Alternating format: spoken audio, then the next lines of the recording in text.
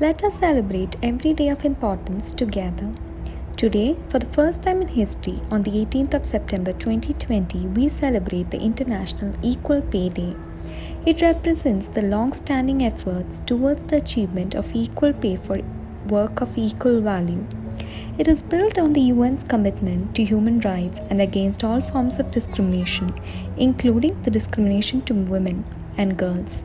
Across all regions, women are paid less than men, with gender pay gap estimated at 23% globally. Gender equality and empowerment of women and girls continue to be held back owing to the persistence of historical and structural unequal power relation between women and men, poverty and inequalities and disadvantages in access to resources and opportunities limiting the capacity of women and girls. The progress has been narrow as the gap has been slow.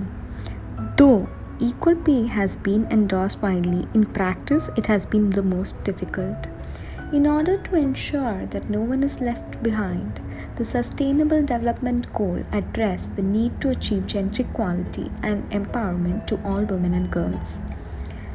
This can be achieved by promoting decent work and economic growth in its full and utmost productive employment and decent work for women and men, including young people from all ages and persons with disabilities, and equal pay for work of equal value. Did you know that women can earn only 77 cents for every dollar men earn for work of equal value, with an even wider age gap for women with children? At this rate, it will take the world another 257 years to close global gender pay gap.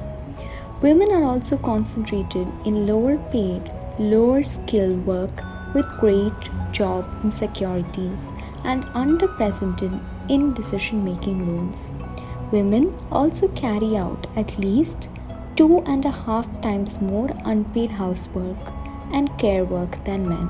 Mainstreaming of a gender perspective is crucial in implementation of 2030 Agenda for Sustainable Development Goals. We must together as a community take the effort to promote equal pay for work of equal value and for the economic empowerment of women and girls.